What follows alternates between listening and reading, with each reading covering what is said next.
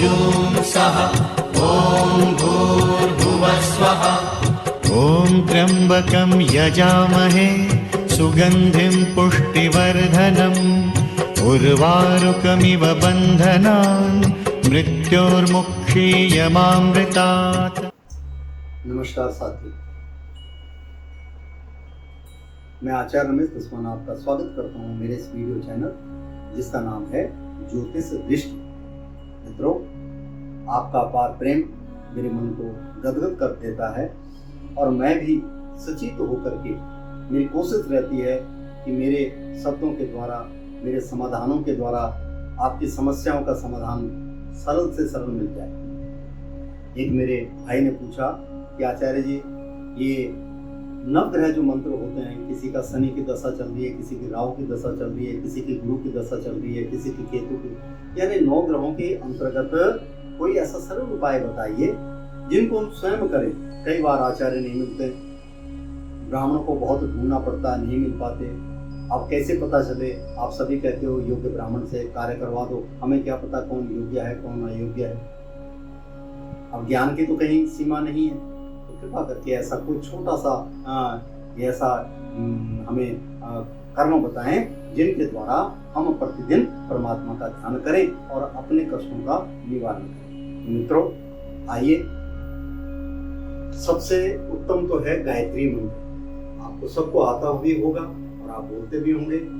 ओम भूर्भुवः स्वः तत्सवितुर्वरेण्यं भर्गो देवस्य धीमहि धियो यो नः प्रचोदयात्। कई मेरे भाई बहन इस मंत्र को धियो यो ना बोल देते हैं। विशेषतः धियो यो ना के छोटी ना है, उसके पीछे विसर्ग है। इसीलिए कई बार हमारे जो आचार्य हैं, गुरुजन हैं, वो कहते हैं शुद्ध मंत्र ही बोलना चाहिए, अशुद्ध मंत्र बोलने से नुकसान होता है। अगर आपने धियो यो नः बोला तो भगवान सूर्य नारायण को, माँ गायत्री से आप कहते हैं हमें ज्ञान दें, बुद्धि दें, बल दें, यश दें, मान दें, इनकी हमें जरूरत है। और धियो यो ना आपने कह दिया तो समझ लीजिए हम तो पहले ही परिपूर्ण हैं, हमें इनकी कोई आवश्यकता नहीं। एक शब्द के द्वारा ही सारे मंत्र का अर्थ बदल जाता है। इसलिए हम कहते हैं कि जो शास्त्रों विधि से किए गए मंत्र हैं उनका उच्चारण उन्हीं को करना चाहिए जो वेद अध्ययन के द्वारा, पठन पाठन के द्वारा इस कर्म को करते हैं। तत्पश्चात भी मैं आपको थोड़े से एक सरल उपाय देता हूं। इनमें कलयुग में गायत्री से बढ़कर अन्य कोई सिद्ध प्रद मंत्र नहीं है। अनिष्टकारी ग्रह शांति के लिए नवग्रह स्तोत्र का पाठ विशेष लाभकारी होता है। नवग्रह का पाठ क्या है?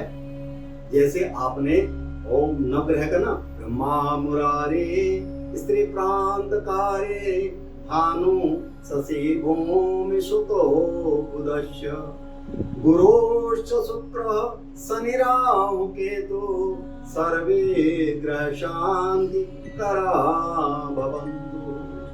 ये नवग्रह का मंत्र है। सभी 9 ग्रह के 9 ग्रह स्थित का इसमें आ जाता है।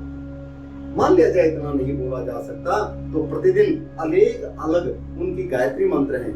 जैसे परंतु किसी विशेष ग्रह की शांति अथवा सर्व ग्रहों की शांति के लिए सूर्य, होम आदि गायत्री मंत्र और भी अधिक प्रभावकारी एवं चमत्कारी रूप से लाभकारी होते हैं। पुस्तकें भी मिल जाती हैं, पुस्तकों में आप देख सकते हो सोम गायत्री, होम गायत्री। तो इन गायत्रियों का उच्चारण किस प्रकार से है, आइए पहले मैं बताता हूँ सूर्य भगवान। सूर्य भगवान का क्या है? ओम आदित्यादि विद्महे भास्कराय च धीमहि तन्नो सूर्यः प्रचोदयात्। इस मंत्र को आप मेरे इस मुखारबिंद से सुना है उसको आप किसी कागज में लिख सकते हैं। जिनकी सूर्य की दशा चल रही है वो भगवान सूर्य नारायण के इस मंत्र के द्वारा उनकी जो है प्रसन्नता की जा सकती है। ऐसे ही चंद्रमा का है ओम अमृतांगाय विद्महे कलारूपाय धीमहि तन्नो सोमः प्रचोदयात्। ओम इसी प्रकार से मंगल का है।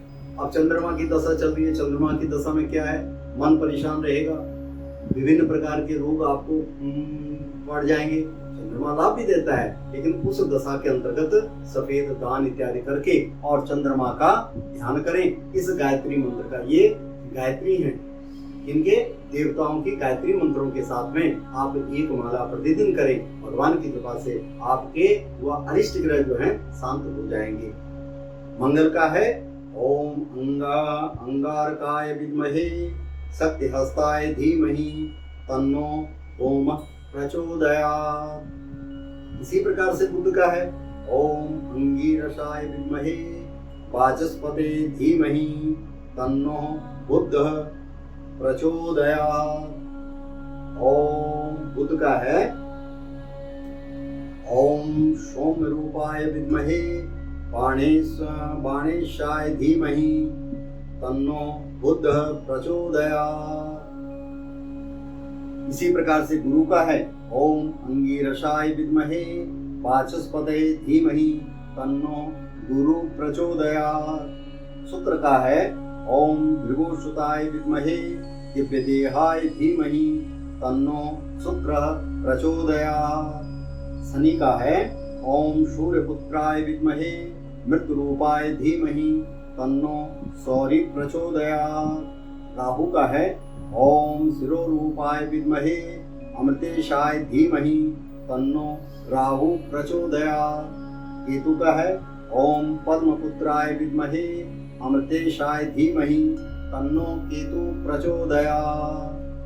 इस प्रकार इस भांति से गणेश भगवान, शिव जी की, विष्णु जी की, लक्ष्मी जी की, कृष्ण जी की, राम जी की आदि प्रमुख देवी देवताओं संबंधी गायत्री मंत्रों का विशेष महत्व होता है, जिसका विस्तृत जो है शिव मंत्रावली में एक आती है पुस्तक शिव मंत्रावली।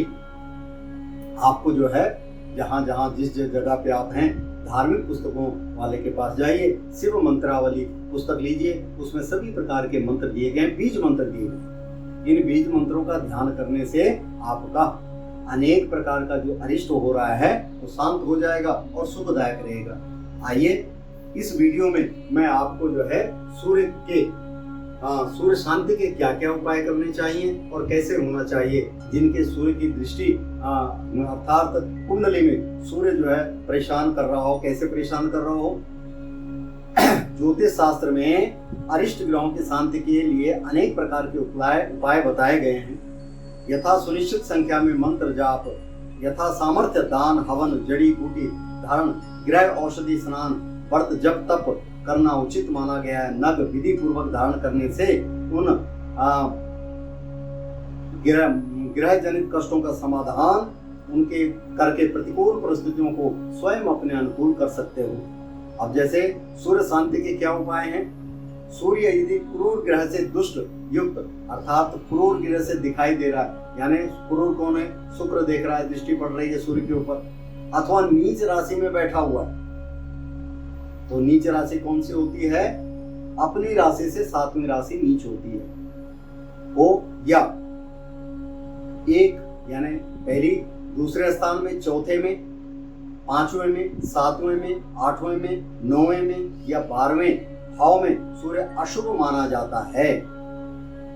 जन्म कुंडली अथवा वर्ष कुंडली में सूर्य अशुभकारी हो तो निम्नलिखित किसी एक मंत्र का 7000 सवा लाख की संख्या में जप करना चाहिए। शुक्ल पक्षीय रविवार या सूर्य षष्ठी अथवा रवि योग का रवि मुख्य योग संकल्प ध्यान हवन आदि जप पाठ से रुद्राक्ष की माला से जप करना चाहिए।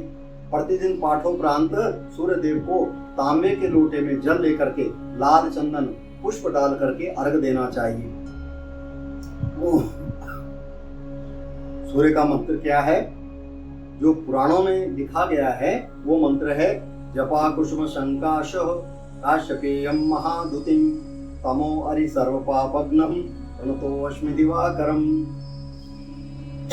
वेद जनित यानी वेदोक्त कौन सा मंत्र है, ओम मा कृष्णे नरजसा व्रतमानो निवेशन्नमृतं मृतञ्च हिरण्येन सविता रथेन देवो याति भुवनानि पश्यन्नः।